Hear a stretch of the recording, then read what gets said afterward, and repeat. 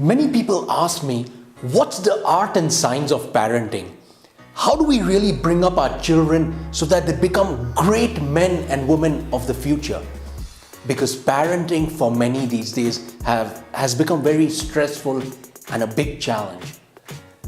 So in this video, we look at one powerful formula, one enlightening shloka or verse given out by our wise masters, given out by our scriptures, which contains the secret of parenting. It's a time-tested, tried and tested formula for successful parenting. And even if you say, well, it's not applicable to me anymore since my children have already grown, you need not regret, because you can at least apply these principles on your grandchildren and help their parents, meaning your children, if they are facing challenges.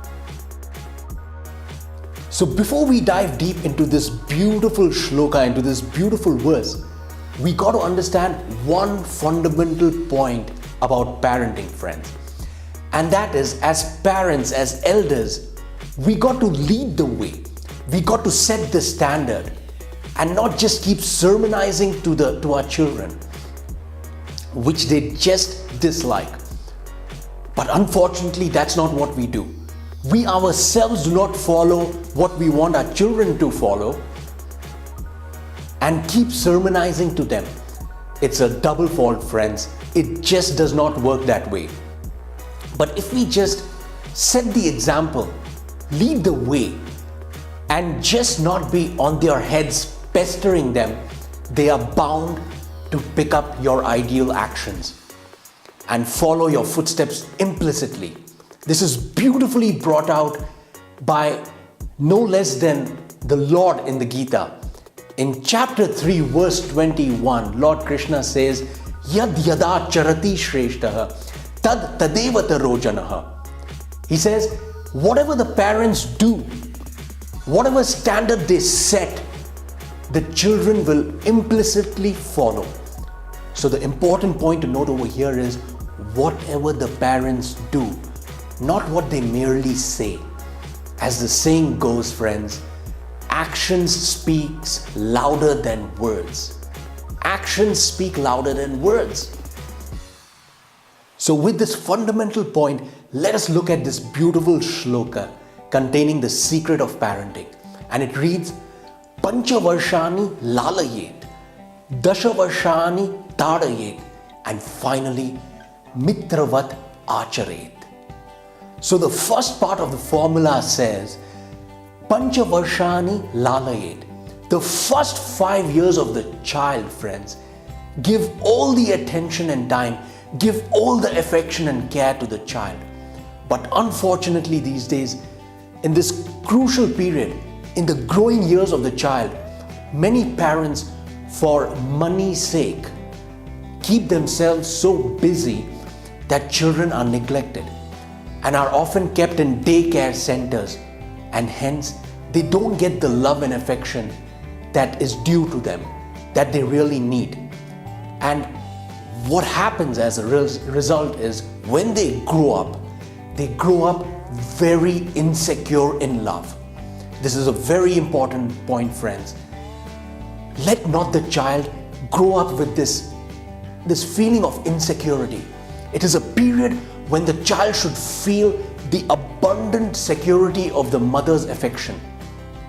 And this period, by modern psychologists, is referred to as the mother period of the child, meaning the mother has to spend much more time with the child. And even naturally, we see that the child has a tendency to cling on to the mother. So that's the first 5 years, friends, wherein the children ought to feel your unconditional love, support, and care in abundance. And then the next part of the formula says, the next 10 to 12 years, say from the ages to 6 to 16 years, is the education period of the child. Hence the shloka says, Dasha varshani tadayet. Tadayet means to educate. So this is a period where the child, alongside being given secular knowledge, which it gets from schools and universities anyway, the child also ought to be given the knowledge of life itself, the higher values of life, the moral and value education, which is equally important, friends, and which more often than not is neglected to a point of fault. And then the parents, in the future, when their children grow up, they wonder why their children, despite being sent to the best schools and universities of the world, don't really respect and care, and eventually abandon them. So imparting higher values during this period is of utmost importance. And according to modern psychologists, this is the father period of the child. Meaning it's very important that the father plays a very important role in the child's life. The father ought to conduct himself as a man of principles, as a man of values, and teach by example. Because the child is looking up to the father as his or her role model. If the fathers unfortunately drink and smoke, if they abuse and are violent in front of their children, that's what the children pick up and learn. So the fathers ought to lead the way. They have to set the standard and spend quality time with their children. They got to help the children in their studies, play sports with the children, and so on and so forth. As a result, the children develop a great sense of respect and reverence towards their father. And finally, the shloka says, after 16 years onwards, mitravat acharet. Treat your children as friends.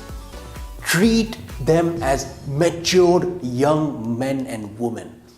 Don't sit them and lecture to them. Discuss with them as you would do with a matured friend. They are no more kids, friends. Give them the due respect that they deserve.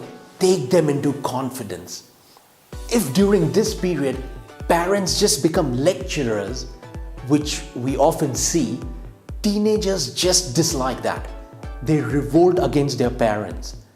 Because at that age, friends, teenagers are looking for a friend. They're looking for a mentor, for a guide in their parents, who they can confide in, with whom they can openly discuss the challenges that they are facing in their teenage life, in their adolescent life, which we all have gone through.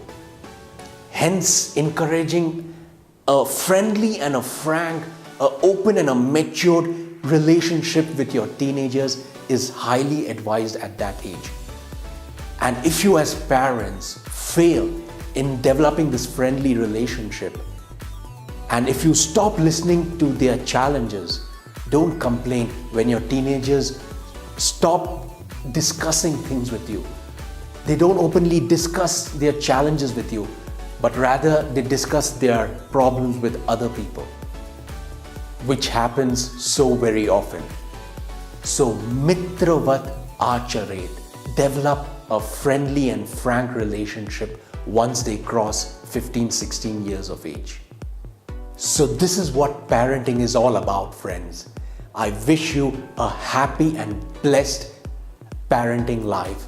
May you implement these higher principles, these values of parenting, and enjoy the true bliss of parenthood. Thank you for watching this video. Cheers.